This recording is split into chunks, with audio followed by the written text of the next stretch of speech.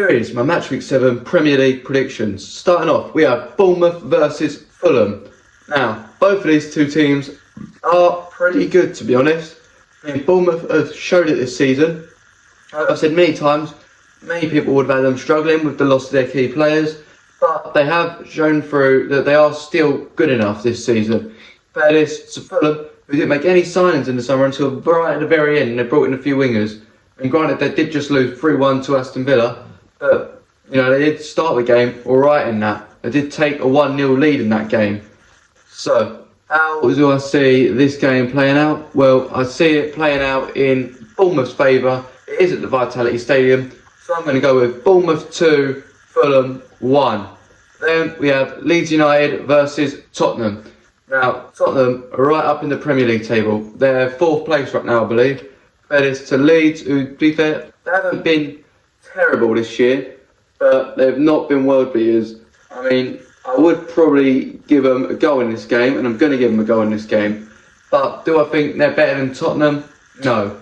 However, this is at Ellen Road, where I don't think Leeds actually lost there yet this season. So, could that potentially mean a shock result for Leeds? Well, I'm going to say Leeds United 1, Tottenham 3. Then we have Arsenal versus West Ham.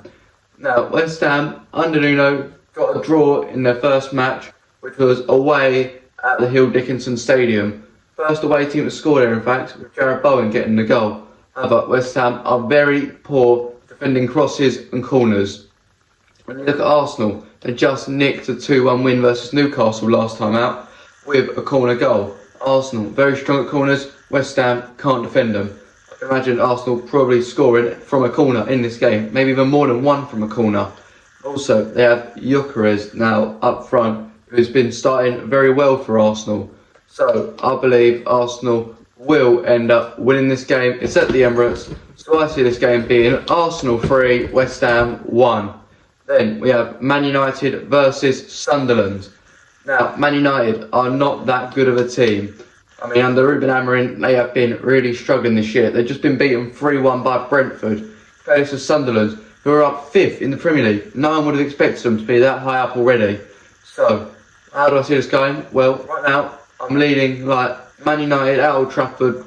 Their attack might be enough to help them push forward. Having the front three of them, Buemo, Sesko and Cunha. That might just be enough for them to get up forward. But Sunderland are generally a good team. And they do have that new keeper, I think he is, who has been playing quite well for them. So, I think this game could go either way. So I'm going to go Man United 1, Sunderland 1. Then we have Chelsea versus Liverpool. Now, both of these two teams are very solid. Liverpool, however, have finally started to lose. They lost to Palace, and then they lost to Galatasaray midweek. Compare this to Chelsea, who won midweek, 1-0. But they did have a man sent off. Actually, having a bit of a disciplinary problem recently, Chelsea, getting quite a few players sent off.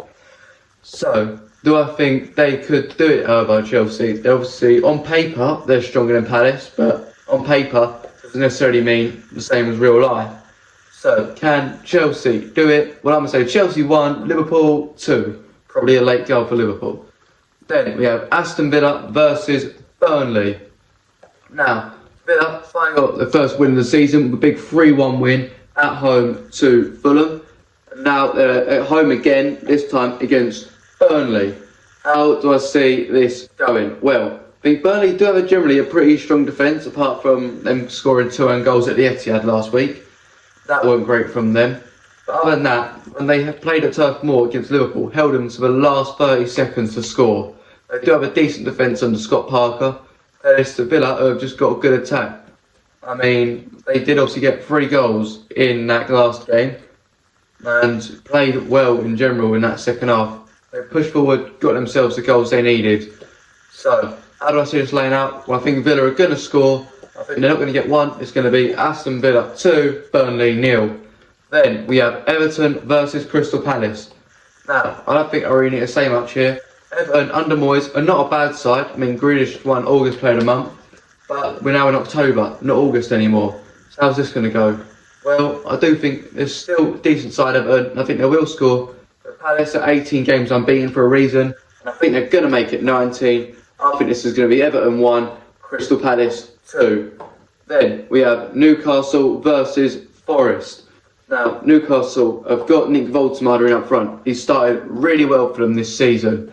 Compare this to Nottingham Forest, who are just sort of been not great under Postecoglou. I mean, if they don't win again, I'm pretty sure Postecoglou will be the first manager for Forest to not win in his first 6 games in charge since the 19th century. However, Forest are playing tonight at the time of recording the Europa League, so he might not get that record.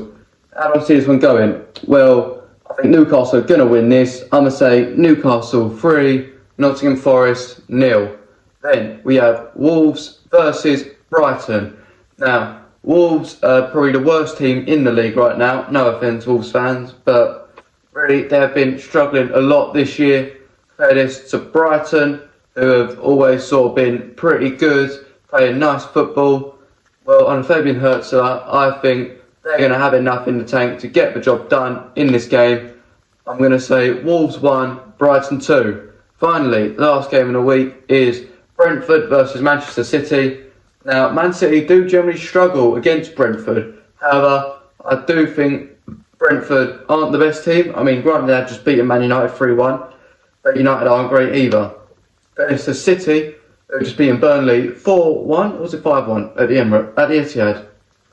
Can't remember. But the point is, Man City are a good team. Brentford are actually not as bad as most would make them out to be. But I do still see City getting over the line in this game. I think they're going to win by 1. I think it'll be Brentford 1, Man City 2. Anyway, that's my predictions for this match week. Let me know yours in the comments below. And while you're at it, make sure to subscribe.